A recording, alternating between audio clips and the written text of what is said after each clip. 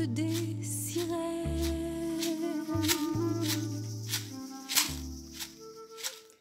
La terre-mère est une femme et elle se lève. La terre-mère est une femme et elle se lève. Nous nous relevons. Hello! En elle nous vivons. J'ai pas beaucoup de voix aujourd'hui, mais je commence toujours par cette chanson-là. La terre-mère est une femme et elle se lève. La terre-mère est une femme et elle se lève. Nous nous relevons. En elle nous vivons. Oui. La terre-mère est une femme et elle se lève. La terre-mère est une femme et elle se lève. Nous nous relevons. En elle nous vivons. Voilà, je le fais encore une ou deux fois, le temps que nos amis nous rejoignent sur ce thème de la sororité appliquée. Vous savez, ce temps des savoirs et non pas des connaissances venant de l'extérieur. C'est notre but dans ce temps de rencontre. La terre-mère est une femme et elle se lève. La terre-mère est une femme et elle se lève. Nous nous relevons. En elle nous vivons. La terre-mère est une femme et elle se lève. La terre-mère est une femme et elle se lève. Nous nous relevons. En elle nous vivons.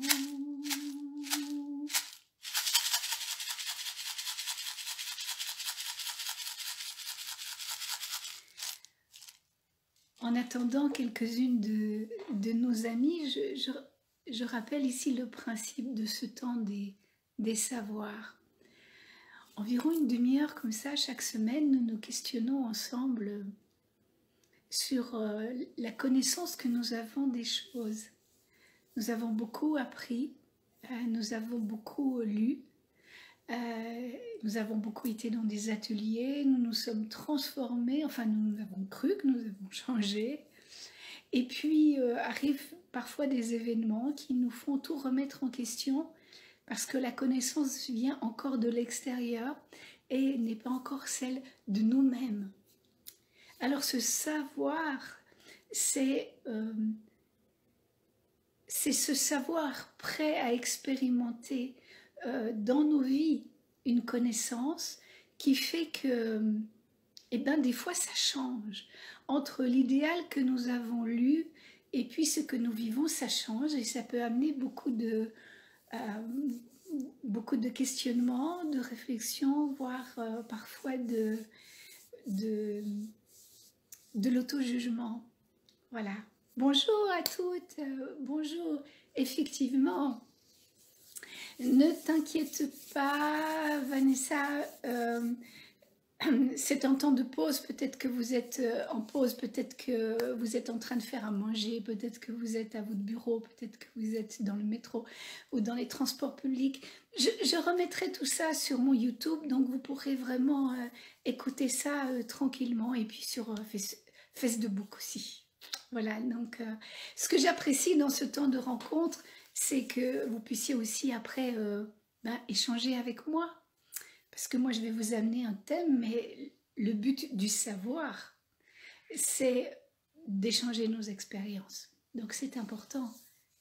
Et c'est une rencontre bien joyeuse, bien gaie, comme disent les Belges. Alors aujourd'hui, j'avais envie de partager ce thème de la sororité, puisque nous nous rencontrons et que nous sommes principalement des femmes. Et nous avons entendu depuis longtemps parler de sororité, depuis quelques années maintenant, pour faire pendant à la fraternité, savoir qu'il existe, merci Véronique, qu'il existe une sororité, qu'il existe des femmes qui ont décidé de ne plus rentrer dans la compétition et dans la rivalité, mais qui ont décidé de s'entraider.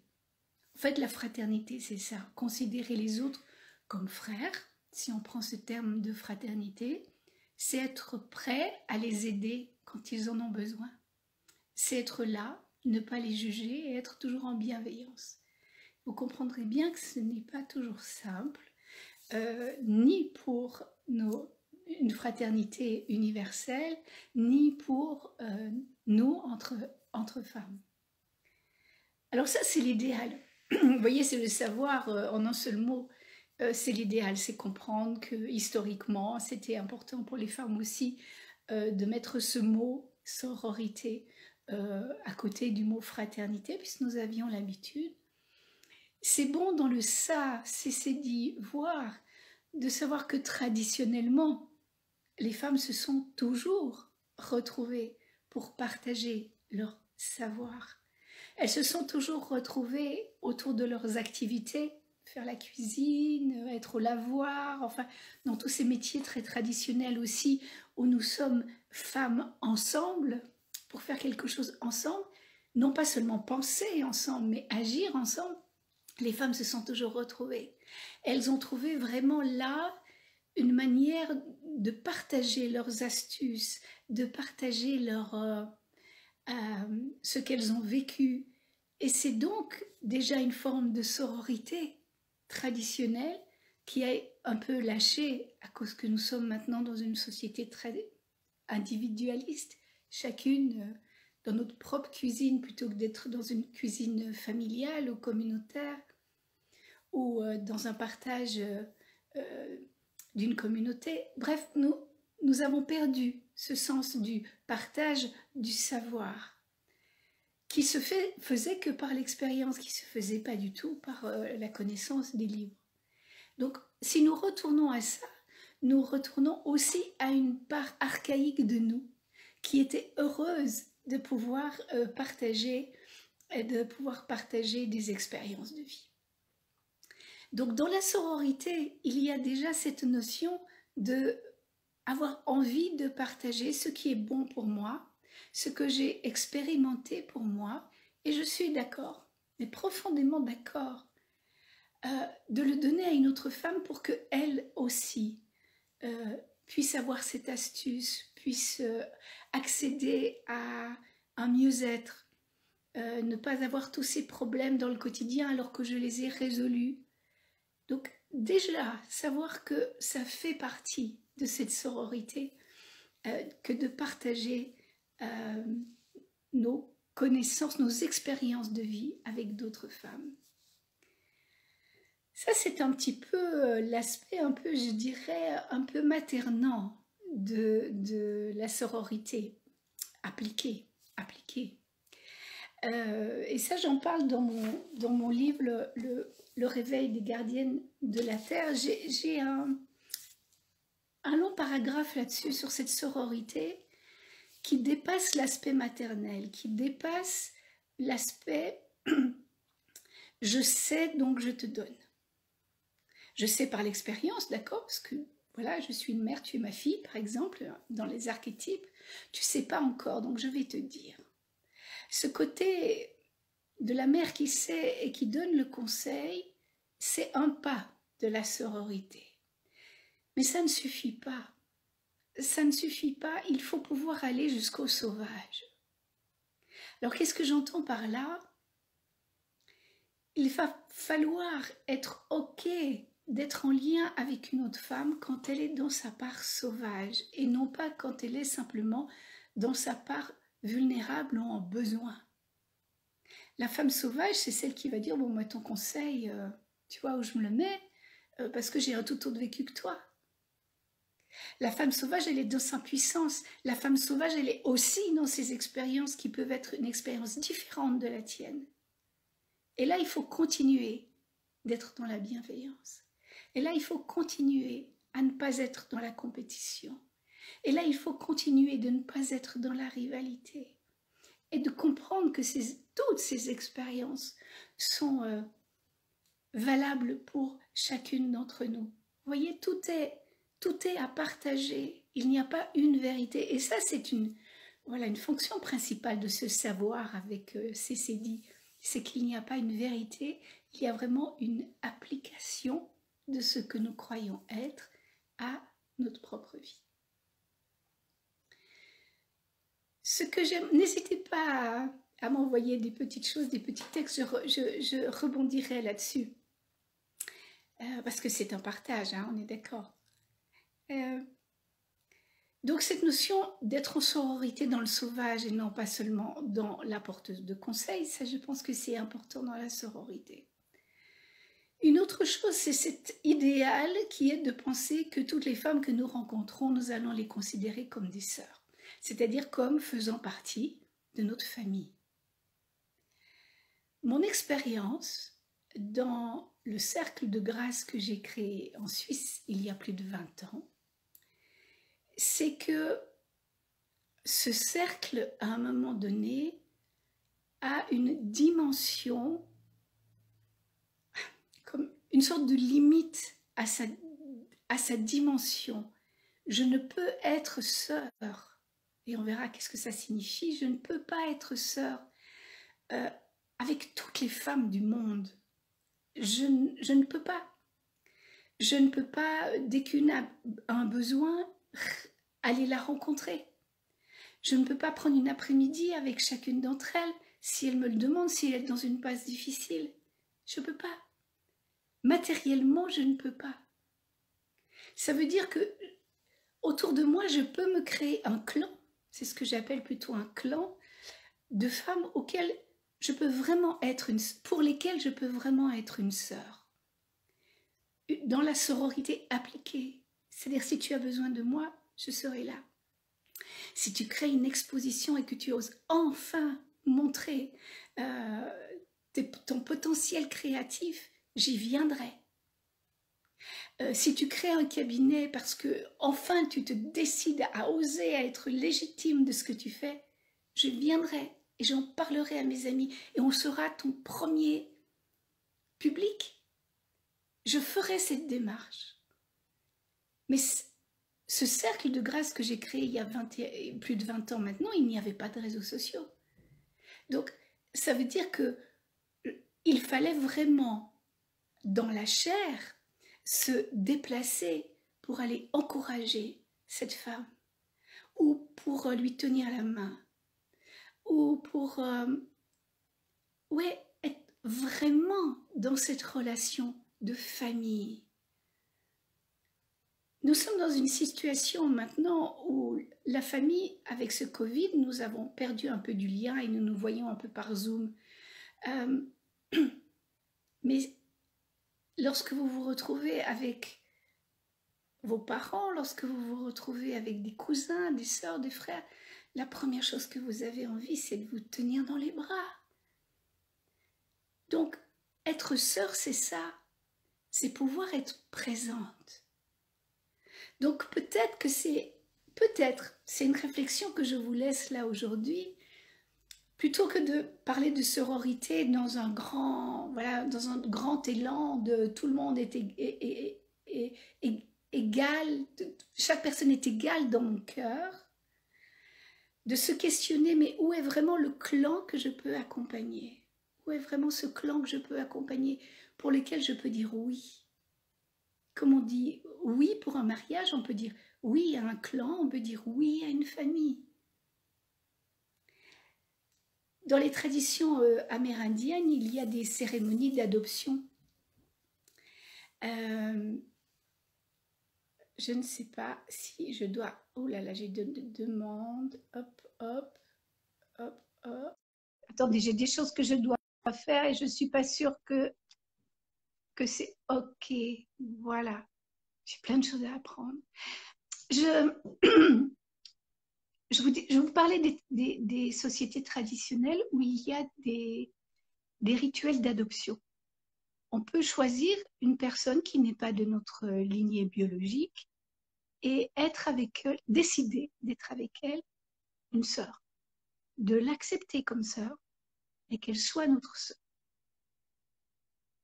Peut-être que rien que cette idée déjà va vous, voilà, vous percuter en vous disant mais avec qui je peux vraiment être une sœur?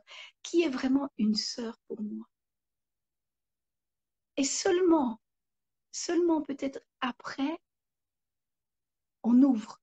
Vous voyez? Plutôt que de le savoir, le grand savoir, la grande connaissance, c'est de se dire que nous pouvons tout englober. Vous voyez? On peut être sœur avec tout le monde. Et moi, ce que je vous propose, euh, c'est d'aller dans le minimum d'abord, pour que ça soit vrai, senti, vécu. Qui est vraiment l'une de mes sœurs? Et puis ensuite, quel est mon clan?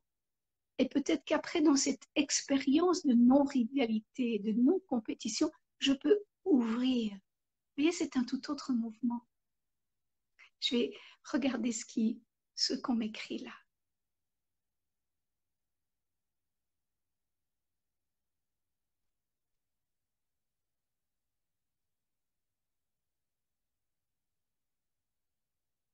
Voilà, j'ai vu un petit mot. Oui, oui, oui, oui, oui. Alors, je suis complètement d'accord. Je suis complètement d'accord que nous sommes complètement conditionnés. Et ce propos aujourd'hui, il n'est pas de nous déconditionner. Nous sommes toujours colorés de plein de choses. Et surtout, nous sommes colorés des expériences que nous avons eues, bien sûr. Si nous avons eu une expérience traumatique à quelque part, ou en tout cas désagréable, avec une femme qui nous a rejetés, ou avec une personne de notre famille qui nous a rejetés, c'est clair que ça va être difficile d'accéder à cette sorte d'idéal de sororité alors que nous savons que nous vivons avec nos ombres. D'où ma proposition. Peut-être ce ne sont que des propositions, des réflexions à avoir ensemble. C'est de commencer par cette petite sœur d'adoption, ces sœurs d'adoption, ce clan de femmes sauvages auquel nous sommes d'accord d'amener du soutien, de l'aide, auquel nous sommes d'accord d'exprimer notre vulnérabilité pour aussi recevoir en échange des conseils, un soutien, une main tendue. Vous voyez? Et seulement après pouvoir ouvrir en disant maintenant je me sens suffisamment en confiance avec les femmes pour pouvoir vivre vraiment une sororité. Écrire dans des posts au sujet de la sororité, pouvoir parler dans un cercle de sororité, mais pas en parler de manière abstraite d'abord.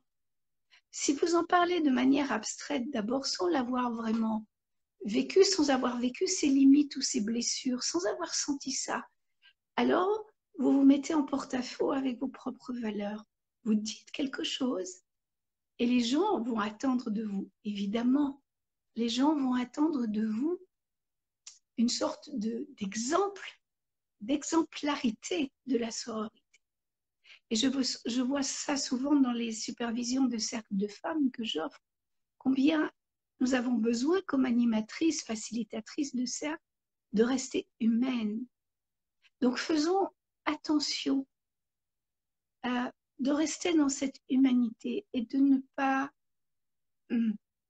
diffuser une image de nous idéale auquel nous ne pouvons pas accéder, qui prend du temps, qui prend de l'expérience.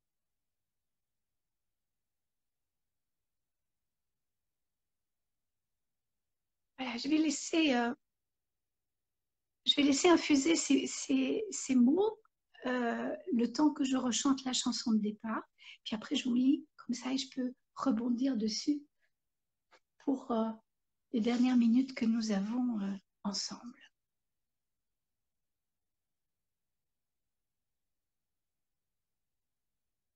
La terre-mère est une femme et elle se lève. La terre-mère est une femme et elle se lève.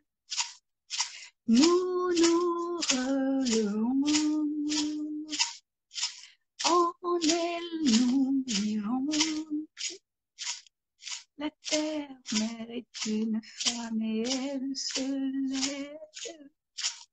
La terre-mère est une femme et elle se lève.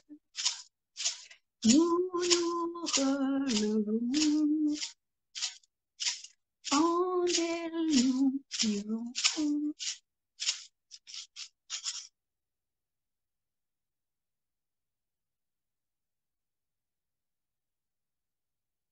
Restons humaines. Oui, Nathalie, restons humaines. Nous pouvons tendre à quelque chose. Vouloir se sentir seule avec toutes les femmes du monde, c'est juste merveilleux. Vous savez, si toutes les femmes du monde se tiennent par la main.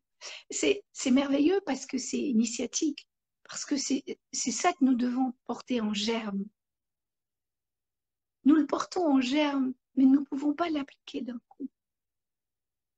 Voilà, c'est pour ça que mais comme toute germination, hein, quelque part, c'est pas parce que vous avez l'envie d'être soror réel, parfois je le note ainsi, soror réel, donc dans la vérité de qui vous êtes, que vous êtes tout dans l'impeccabilité tout de suite. C'est un germe.